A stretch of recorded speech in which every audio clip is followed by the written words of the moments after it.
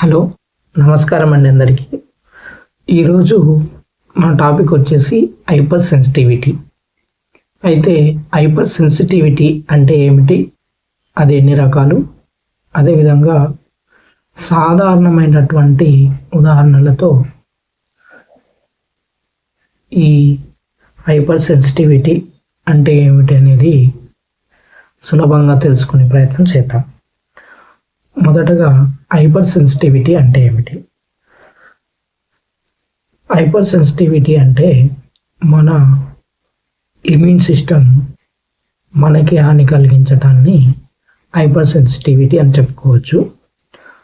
మన immune system ఏం చేస్తుందంటే ఏదైనా హాని కలిగించే ఫారెన్ బాడీ అంటే ఏదైనా ఆర్గానిజం కావచ్చు, అంటే బ్యాక్టీరియా, వైరస్, ఫంగస్, అదేవిధంగా కెమికల్స్ అయినా అయి ఉండొచ్చు.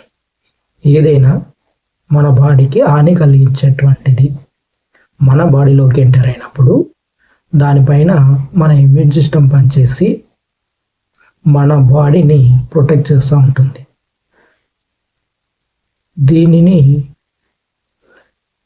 ఇది ఇమ్యూన్ సిస్టమ్ యొక్క ముఖ్యమైనటువంటి పని.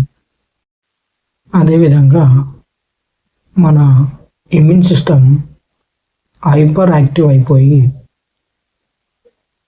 మన బాడీ పైనే అగనిస్ట్గా పనిచేస్తూ మన బాడీకి హాని కలిగిస్తుంది. ఇలాంటి ఒక సందర్భాన్ని మనం హైపర్ సెన్సిటివిటీ అని చెప్పుకుంటాం.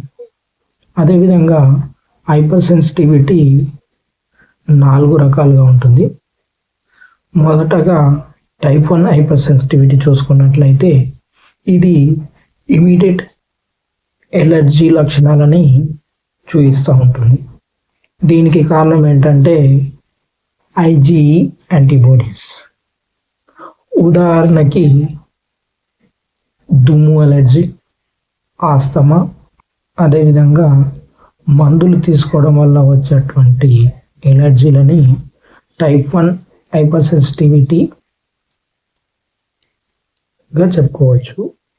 ఉదాహరణగా దుమ్ము అలర్జీ, అదేవిధంగా ఆస్తమా, అదేవిధంగా మందులు వాడటం వల్ల కలిగేటువంటి ఎలర్జీలను టైప్ 1 హైపర్ సెన్సిటివిటీ ఎలర్జీలుగా చెప్పుకోవచ్చు. ఈ టైప్ 1 హైపర్ సెన్సిటివిటీ ఎలర్జీల లక్షణాలని చూసుకున్నట్లయితే దురద, ముక్కు కారటం, అదేవిధంగా తుమ్ములు, శ్వాస తీసుకోవడంలో ఇబ్బంది కలగడం, కొన్నిసార్లు ప్రాణహాని కూడా కలగవచ్చు.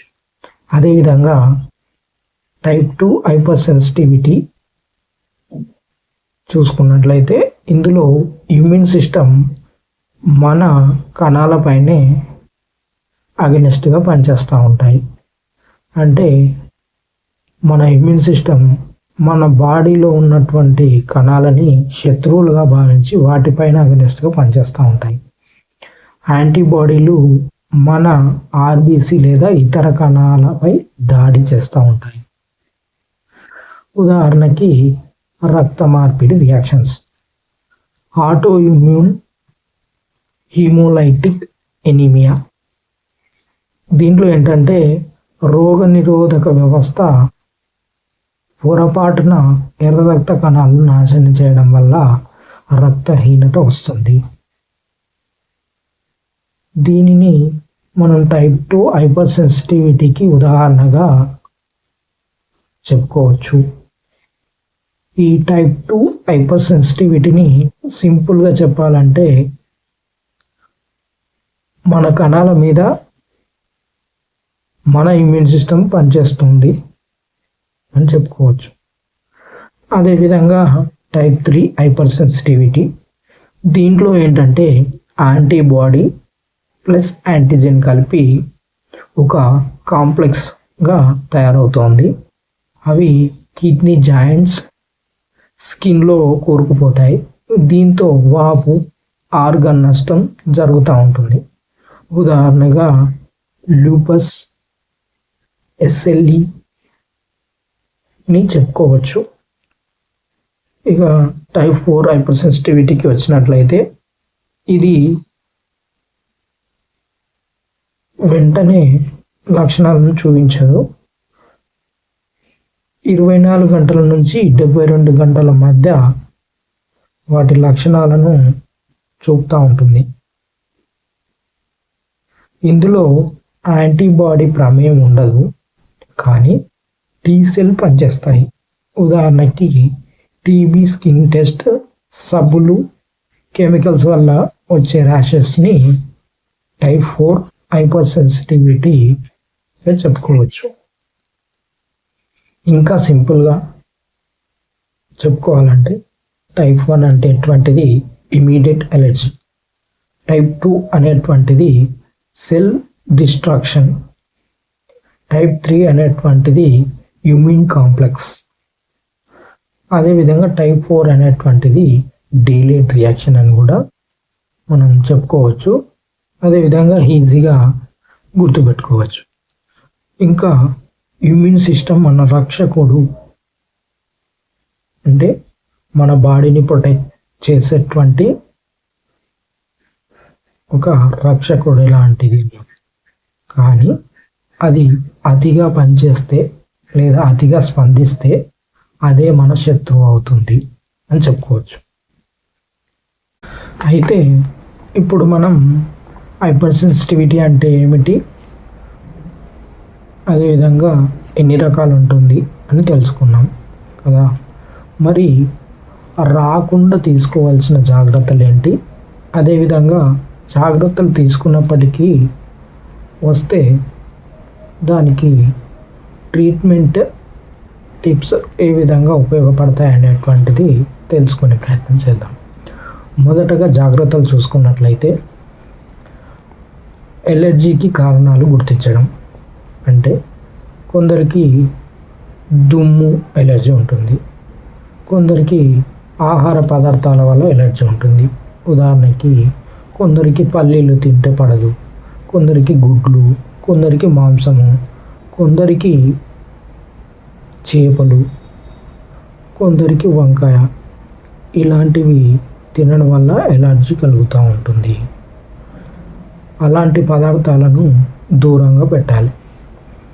అదేవిధంగా ఇంటిని శుభ్రంగా ఉంచుకోవడం, బెడ్షీట్స్ని ఎప్పటికప్పుడుగా క్లీన్గా శుభ్రపరచుకోవడం, ఆహారం తినేటప్పుడు ఫ్రెష్ ఫుడ్ మాత్రమే తీసుకోవాలి. అదేవిధంగా మనకి తెలియని ఫుడ్, అంటే ఇంతకుముందు ఎప్పుడు తినని ఫుడ్ని ఫస్ట్ టైం తింటున్నప్పుడు జాగ్రత్త వహించాలి. ఈ విధంగా కొన్ని జాగ్రత్తలు పాటించినట్లయితే మనము ఈ అలర్జీల నుంచి తప్పించుకున్న వాళ్ళం అవుతాం. అదేవిధంగా కొన్ని కెమికల్స్కి దూరంగా ఉండడం, ఇలాంటి పనులు చేసినట్లయితే అలర్జీలకి దూరంగా ఉండవచ్చు. ముఖ్యంగా దుమ్ము ఎలర్జీ ఉంటే మాస్క్ ధరించాలి. పొగ, స్మోక్కి దూరంగా ఉండాలి. రెగ్యులర్గా వ్యాయామం, సరిపడ నిద్ర అనేటువంటిది పోవాలి. అదేవిధంగా ట్రీట్మెంట్ టిప్స్కి వచ్చినట్లయితే యాంటీ హిస్టమైన్స్ వాడవచ్చు. సాధారణమైనటువంటి దురద కానీ, తుమ్ములు కానీ, ముక్కు కారడం వంటివి ఉంటాయి. అదేవిధంగా స్టెరాయిడ్స్, తీవ్రమైన అలర్జీ, వాపు తగ్గించడానికి స్టెరాయిడ్స్ని వాడవచ్చు. అదేవిధంగా కొన్ని రకాల ఇన్హేలర్స్, స్ప్రేస్ మెడికల్ షాప్లో అవైలబుల్గా ఉంటాయి. వాటిని ఆస్తమా అలర్జీ ఉన్న వాళ్ళు శ్వాస సులభంగా అందే విధంగా వాడుకోవచ్చు. ఏదైతే తీవ్రమైన అలర్జీలు, ఎనాఫిలాక్సిస్ అంటారు, ఇటువంటి ఉన్నప్పుడు వెంటనే ఆసుపత్రిని సంప్రదించడం ముఖ్యం. అదేవిధంగా ఈ హిస్టమైన్స్ కానీ, స్టెరాయిడ్స్ కానీ, ఇన్హేలర్స్ కానీ, స్ప్రేస్ కానీ వాడుతున్నప్పుడు డాక్టర్ సలహా తీసుకొని వాడినట్లయితే ఎలాంటి సైడ్ ఎఫెక్ట్స్ ఉండవు. అదేవిధంగా తగిన మోతాదులో వాళ్ళ సూచన మేర ఉపయోగించినట్లయితే సేఫ్ సైడ్ ఉంటుంది. కావున అందరూ ఇలాంటి హైపర్ సెన్సిటివిటీ వల్ల వచ్చేటువంటి హానిని తగ్గించుకోవడానికి జాగ్రత్తలు పాటించండి. అదేవిధంగా జాగ్రత్త పాటించినప్పటికీ ఏదైనా హాని కలిగినట్లయితే డాక్టర్ని సంప్రదించి యాంటీహిస్టమైన్స్ కానీ, స్టెరాయిడ్స్ కానీ, ఇన్హేలర్స్ కానీ వాడుకోవచ్చు. మరీ ఎక్కువ అలర్జీ ఉన్నట్లయితే వెంటనే ఆసుపత్రికి వెళ్ళి స్పెషలిస్ట్ని కన్సల్ట్ అవ్వటం వంటివి ముఖ్యంగా గుర్తుంచుకోవాలి. సో ఇదండి ఈరోజు మన టాపిక్. అన్ని అలర్జీలు సులువుగా తీసుకోవద్దు. అదేవిధంగా అలర్జీ కలిగించే వాటిని దూరంగా ఉంచండి. చికిత్సను సరైన సమయంలో అందించినట్లయితే ఎలాంటి హాని కలగదు. కానీ మీరు ఎంత డీలే చేస్తే అంత సీరియస్ అయ్యే ఛాన్సెస్ ఉంటున్నాయి. కాబట్టి ఇలాంటి ఇన్ఫర్మేటివ్ వీడియోస్ కోసం ఈ ఛానల్ని ఫాలో అవ్వండి. అదేవిధంగా సబ్స్క్రైబ్ చేసుకోండి. వీలైతే గంట సింబల్ని ప్రెస్ చేయండి. Thank you all. బాయ్.